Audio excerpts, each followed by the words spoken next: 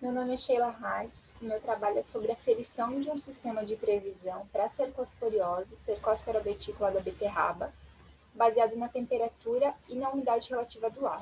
O meu orientador foi o professor Leandro Luiz Marcoso. Então, a beterraba, de nome científico Beta vulgaris spp vulgaris, ela é uma cultura de maior expressão econômica no Brasil. A beterraba, então, ela é conhecida como a beterraba vermelha ou a beterraba de mesa. E no Alto Vale do Itajaí, então, ela constitui uma atividade econômica de grande relevância para os pequenos produtores daqui, já que ela é uma das mais cultivadas. Primeiro vem a cebola e em seguida vem a beterraba. Então, entre as principais doenças que acometem essa cultura, tem a cercosporiose, causada pelo patógeno Cercospora betícula. Então, ele acaba ocasionando pequenas manchas circulares na folha, com uma margem de coloração mais púrpura e um centro mais claro. E ao decorrer do avanço da doença, então, esse tecido lesionado ele acaba caindo e a folha então fica perfurada, o que afeta diretamente na produtividade final. As condições ambientais favoráveis ao desenvolvimento desse patógeno são a alta umidade relativa do ar e a temperatura entre 22 e 26 graus Celsius, que a gente pode perceber que ocorre bastante aqui na nossa região. Então, com vista nisso, o objetivo do nosso trabalho foi esclarecer o efeito dos regimes de pulverização no controle da cercosporiose da beterraba, causado por Cercospora betícula, com vista ao manejo da doença.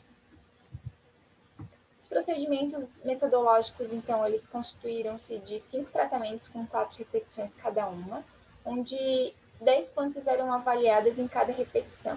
Então, semanalmente, era feita a avaliação da severidade da doença em cada planta, selecionada ao acaso, com base na escala diagramática proposta para a cultura e para a doença. Então, essa severidade, depois de computada, ela foi integralizada e daí foi calculada a área abaixo da curva de progresso da doença, que é conhecida como a ACPD. Então, com isso, foi feito a severidade estimada, onde elas constituíram em 3 severidades estimadas. A severidade de 0,15, onde era o tratamento com mancozeb mais oxicloreto de cobre, 0,25 e 0,35.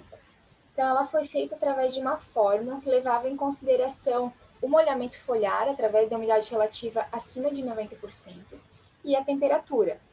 Então, esses 3 tratamentos eles foram comparados com os tratamentos convencionais que são utilizados pelos produtores aqui na nossa região, que é com a pulverização a cada 5 dias e com a pulverização a cada 7 dias, sem estabelecer nenhum tipo de relação, apenas pulverizando a cada 5 dias e a cada 7 dias. Então, a gente pode perceber que no tratamento com a severidade estimada de 0,35, teve uma redução de 70% quando foi comparada ao tratamento convencional com aplicação a cada 5 dias em relação ao número de pulverização.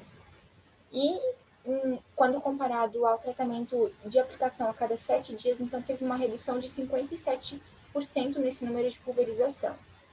A gente pode perceber que em relação à CPD não houve uma diferença significativa, então, entre todos os tratamentos, incluindo da severidade estimada, com a aplicação a cada 5 dias ou a cada 7 dias, que é o convencional usado pelos produtores.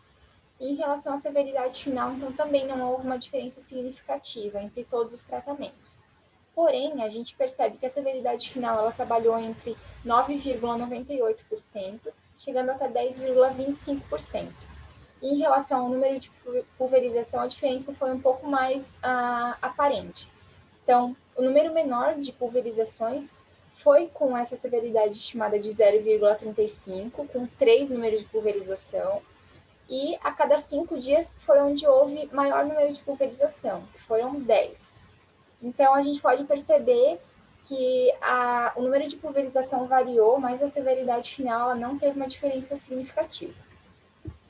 Então, entrando em considerações finais, a gente percebe que o progresso temporal da cercosporiose da beterraba, em função do regime de pulverização, que é baseado em um modelo de previsão, com essa severidade estimada de 0,35, ela não acabou diferindo dos controles padrões que são utilizados pelos produtores aqui na região, só que ela teve uma vantagem, que foi reduzir o número de pulverização, mantendo a mesma eficiência de controle servindo como um subsídio, né, na tomada de decisão no manejo integrado da doença nessa cultura.